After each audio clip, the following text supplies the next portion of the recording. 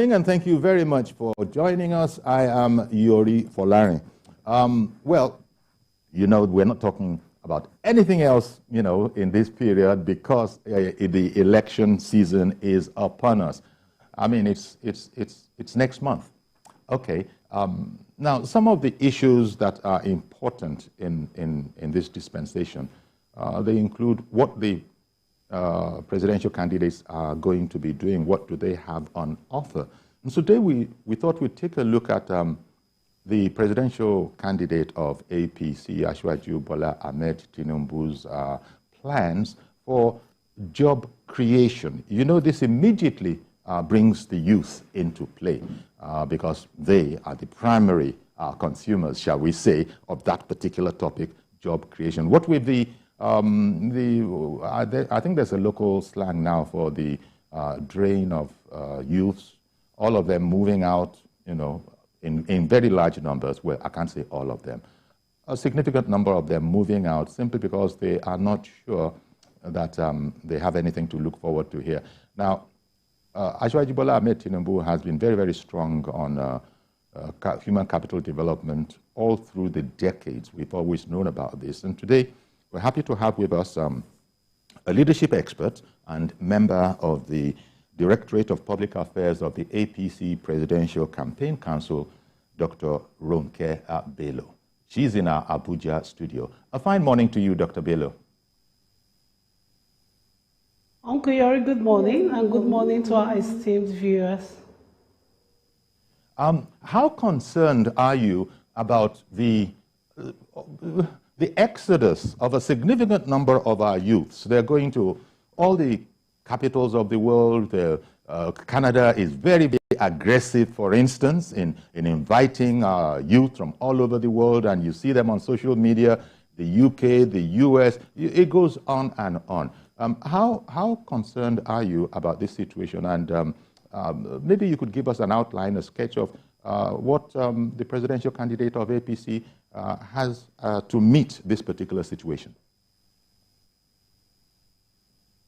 Well, like every Nigerian, I'm concerned, and every Nigerian should be concerned, because when a nation that is so highly populated, of 220 plus people, have their youth, who from a recent research were said to be about 130 million of that 220, are eager to leave the country to greener pastures because they believe Nigeria isn't working, then every Nigerian, every patriot should be concerned. Instead of the country having what we right now call the brain drain, we're going to have a brain gain. And he has come out strongly to the youth, because when you look at unemployment, even though it can be argued that it's not only the youth that are unemployed, but majority of the youths are unemployed. And he's promised them, he's given his word that is going to create employment. In fact, if I can back up a little, this is the first campaign council I know that has a whole directorate of youth, because he did not just want to be talking to the youth through third or fourth parties. He wanted to meet the youths one-on-one. He wants to talk to them. He wants to give them the reason to believe in Nigeria once again, which is anchored on our renewed hope slogan. Recently, he had the youth engagement with the youth, which of course is led by His Excellency Alhaji Yahaya Bello, the governor of Kogi State. And Asiwaju gave 6 points, which is even listed in our brochure, Renewed Hope, what we're following. 6 points, and since in the academia we like to talk to facts and statistics, I'll just mention them briefly. He talked about easy gain to credit when it comes in. For everybody that wants to be employed, especially as entrepreneurs, especially in commerce, in business, there will be easy gain to credit. He talked about what he called intergenerational mentorship, which is even a new word. Because what he meant by intergenerational mentorship is we would have 2 million volunteers of high-powered professionals, business, and people who have made it in their various enterprises.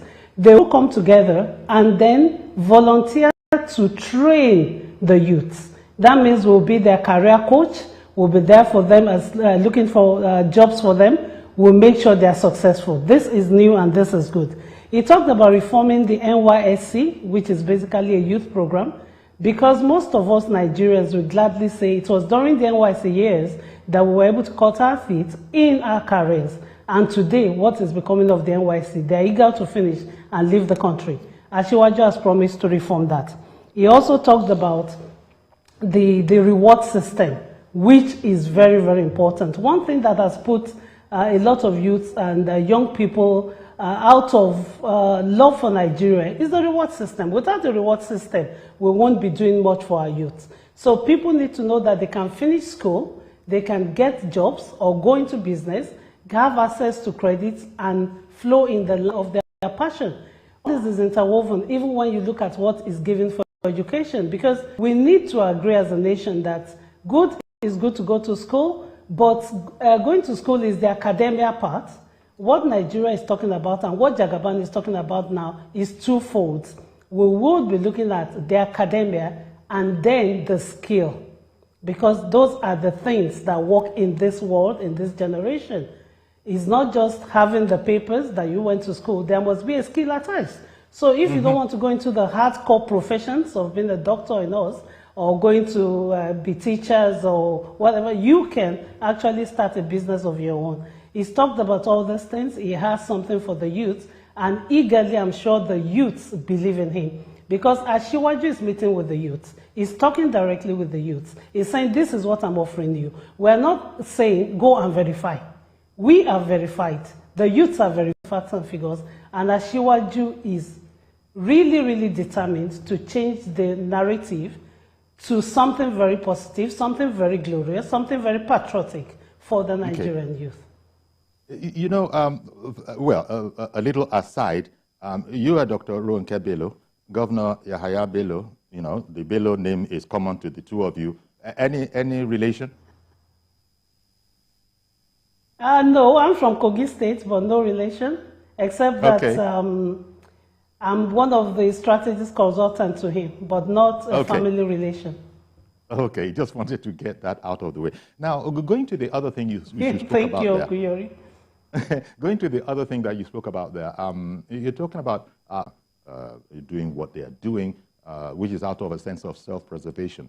Now, you know that we actually do have a number of initiatives by some, noble, spirits, private sector spirits, some of them have retired, who are doing that kind of a thing, mentoring people. But it's gratifying to hear that now it'll be sort of institutionalized. It's like Asiwaju's government, if indeed that's what the electorate does say, will sort of institutionalize this and bring many, many more people aboard. At the moment, it's still a private initiative. You have, successful members of society, especially in the private sector of business, that are, arranging these programs off their own bat. You are saying that.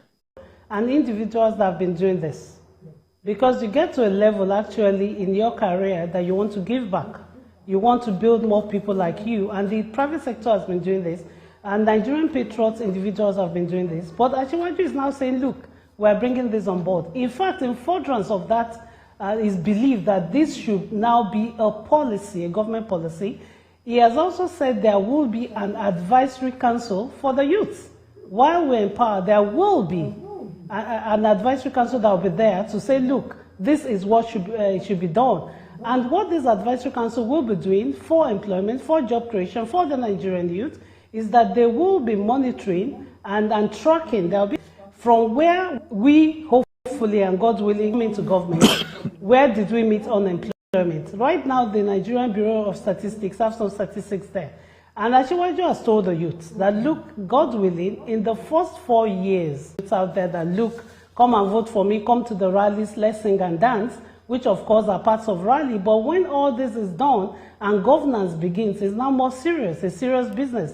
So there will be an advisory council on youth that would always let the government know where they are with the youth and unemployment, where they intend to get to, and that's why I talked about tracking and measurements. You know, it's interesting you said, because you preempted what would have been my other question to things that are really crucially important, such as having a job and being able to, you know, be successful at a job, but you've got to have it first.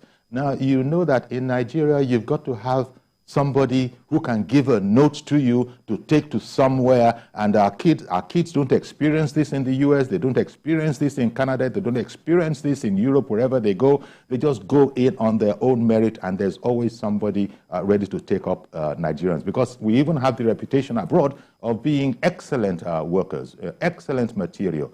But in Nigeria here, one of the concerns of the youth is that no matter how good you are, if you don't have babanks, is going to be buried, and that's what's sending our kids out. How do you think this can be tackled? Okay, you would recall that I spoke about the reward system. Actually, for me as a Nigerian, that was what got me in most of what Shiwaju was actually campaigning on. Because it's actually sad, like you said, that man no man is what works. So what is the essence of education? What is the essence of having gone through all the training? What is the essence of having disciplined yourself to reach the height of your career? To go, I mean, Nigerians now, most youths from first degree, they can't get a job, they do a master's, they can't get a job, they do a PhD. I mean, these things are not easy. So what's the whole essence of going through that if you're not sure there'll be a reward system? And this is the only candidate that's looked the youth in the eye, that's looked Nigerians in the eye and said, look, there would be a reward system. And I'm employing the youths to believe him. Because this is a man that we know that people write today and talk about what he did with human capital when he was in Lagos. In fact, he's the only citizen of Nigeria running as candidate for president that I have met that people can write a whole list of who are his mentees. And I've not seen any of his mentees actually bearing his name. I've not seen them bearing Tinubu. These are names of Nigerians whom he looked for, hunted talents, and brought into governance in Lagos State. And today is another story. That has become like a template for Nigeria. We see a candidate saying there will be a reward system. I'm employing Nigerians to believe him that there will be a reward system for the North, for the South, for the East, for every part of Nigeria, for the 6 geographical areas. Nigerians will be picked on board and brought into this government. So that way there will be what we've told Nigerians, hope renewed, a renewed hope that this is a new Nigeria, this is a new day, and we're ready to take Nigeria to its full greatness. Indeed, and the renewal of hope, which is the theme of the presidential drive, it particularly strikes home because people have felt that, you know, the country is not fair. So say a lot of youth. It doesn't matter what I do. People from a certain part of the country will, if they are slack as possible, they will always get the job. I won't get the job. That's when we're even talking about jobs. That is to say, looking for salaried employments. The other aspect of this is that maybe our youths have trained into what seems to be happening now. Even some universities are actually offering courses now in entrepreneurship. Don't wait for somebody to give you a job. Create your own job. Now, I think I heard when Asiwaju Bola Tinubu spoke with the private sector in Lagos some time ago, he met with them. He said he was going to be working very, very closely. His administration would work very, very closely with the private sector in terms of entrepreneurship and being a job creator yourself, not waiting for anybody. You look at some of the social media, and it's amazing what Nigerian youths are now offering by way of being in a business, just about every service you can imagine. But this seems to be off their own steam. Now, an Asiwaju presidency, I would sort of imagine, from having been listening to his colloquiums over the years, at least 10 of them, he's always been emphasizing human capital development. So for those who don't want anybody's salary, but want to be paying people themselves, want to have a business. Talk to me about that aspect of it, because there are quite a few Nigerians now, even our kids that are going abroad, are not all going for salaried employment. They're going there and establishing businesses. Yes, thank you, Uncle Yori.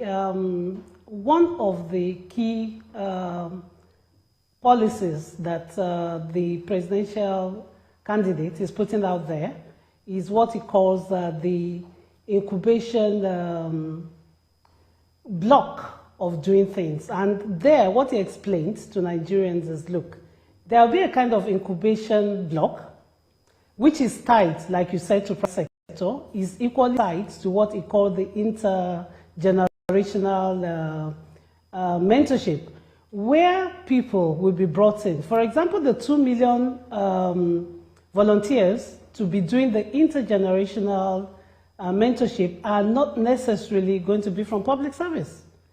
Most times they're going to be from the private sector, because, like he said in his brochure to Nigerians, he's trying to expand the economy. And you cannot really diversify economy if we're just looking at maybe the blue-collar jobs. In fact, the world is gradually moving away from that. And you would agree with me that one of the things we've gone over and over again in Nigeria is the over-bloatedness of the Nigerian public service. So that means we need to decongest the public service. We need to give people what they can do outside the public service. We need to encourage people to look at skills. And that's why I started by talking about skills. For now, I don't believe, even in academia, that an academic does it alone. It must be a skill you attach to that. And like he said, if we can have that block where people come, and we know what you really want to do. Like you said, the universities are already teaching skills. We know what you want. Do you want to go into broadcasting like Uncle Yori? I'm sure you'll be one of our volunteers when we come to the area of communications, because you're a veteran there. Then you go to the side of engineering. Even the ICT, the social media you spoke about, Nigerians are doing a lot there. The youngs have taken over that sector, and we're proud of them. And you remember what Asiwaju said at one rally that people did not really get. He said, look, even for the Yahoo guys, unfortunately, whom Nigeria, as citizens, we won't want any criminality from our citizens. He said, look, we're going to bring you in and teach you, because to be Yahoo, you must be brilliant in a way. So you're going to, all those assets, we'll turn those assets around to make you be a better citizen, to use it properly, and even employ labor. So Asiwaju is prepared for all sides of what it will take. Like I said, not just to change the brain drain to brain gain, but to even invite other youths to come to Nigeria. Now, youths are up and down the land. It doesn't matter. Quite frankly, they are the future. And I think, there are very, very many of them. Thank God for that anyway. But there's a sense in which if they are ill-informed or not properly harnessed, they could actually become a problem. In fact, you see, when you look at the campaign rallies, you see that the youth, I think Peter Obi, for example, has made something of a reputation of, if the youth are indeed, if it is true that they, really dig Peter Obi like that, is that a concern to APC, that, under whose banner Asiwaju is seeking the presidency? Is that a concern? Or do we have youths as well, as many as you see elsewhere? Do we also have them, because they are using that as a key selling point, for example, but Asiwaju's experience and performance and delivery over the years, in fact, the man, it is said, knows Nigeria. And that's one particular, he knows Nigeria, he knows his people, he knows his youth. That is a big plus, it is said. Talk to me about that whole matter about youth and where they are aligned, where you think they're looking.